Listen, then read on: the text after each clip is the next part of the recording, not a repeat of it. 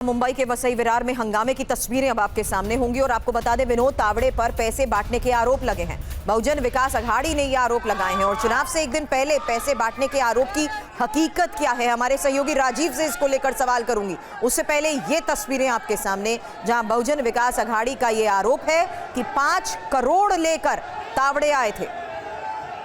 BJP राष्ट्रीय महासचिव है विनोद तावड़े और चुनाव से एक दिन पहले आई इन तस्वीरों के बाद अब कई बड़े सवाल खड़े हो रहे हैं।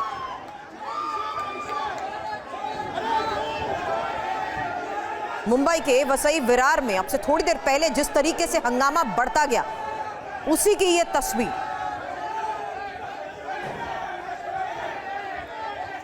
विनोद तावड़े पर पैसे बांटने के ये जो आरोप लगे हैं, इसकी आखिर हकीकत क्या है, हालात इस वक्त वहां पर क्या है? मेरे सहयोगी राजीव से इसी को लेकर करूंगी एक एक सवाल, क्योंकि राजीव, चुनाव से एक दिन पहले ये तस्वीरें कई बड़े सवाल खड़े कर रही हैं।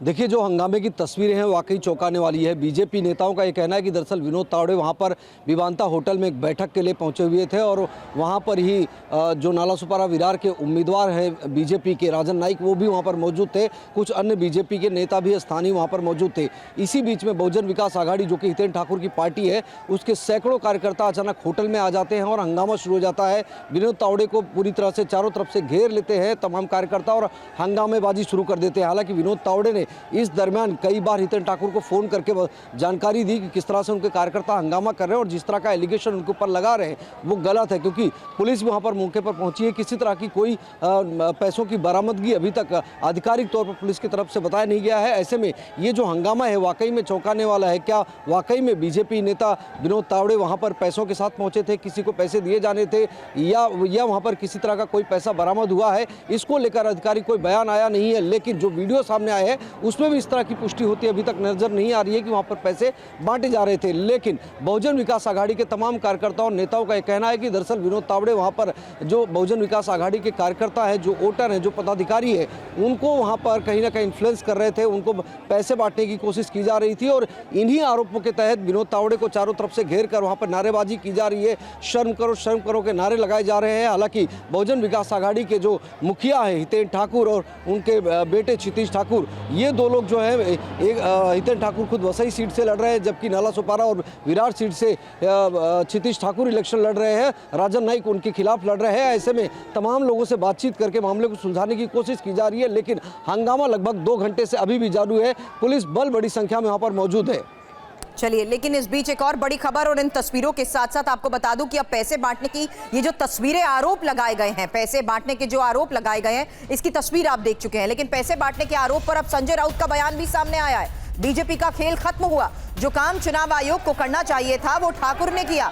चुनाव आयोग हमारा बैग चेक करता है और सत्ता पक्ष पर कार्रवाई से डरता है इलेक्शन कमीशन। ये संजय राउत का बयान भी इसको लेकर अब सामने आना शुरू हो चुका है और ये भी साफ है कि देखना होगा कि पूरे मामले की जांच किस तरीके से की जाती है और क्या सच सामने निकल कर आता है। राजीव,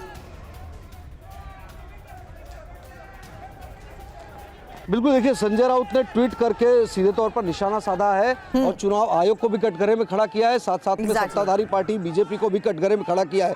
संजय राउत का साफ तौर पर कहना है कि जिस तरह से उद्धव ठाकरे, नाम तो नहीं लिखा, लेकिन उन्होंने कहा कि जिस तरह से विपक्षी नेताओं के बैग चेक किए गए, उनके हेलीकॉप्टर की चेकिंग की गई, वहीं दूसरी तरफ जो सत्ता पक्ष में बैठे हुए नेता है वो खुलेआम पैसे बांट रहे हैं। हालांकि संजय राउत इसके पहले भी इस तरह के आरोप लगाते रहे, लेकिन सबसे महत्वपूर्ण बात अभी भी ये देखनी है कि कहीं से भी पुलिस प्रशासन ने या फिर चुनाव आयोग की टीम ने पैसे मिलने की पुष्टि की नहीं है। ये सिर्फ आरोप है और इस आरोप के बाद ये पूरा हंगामा जारी है।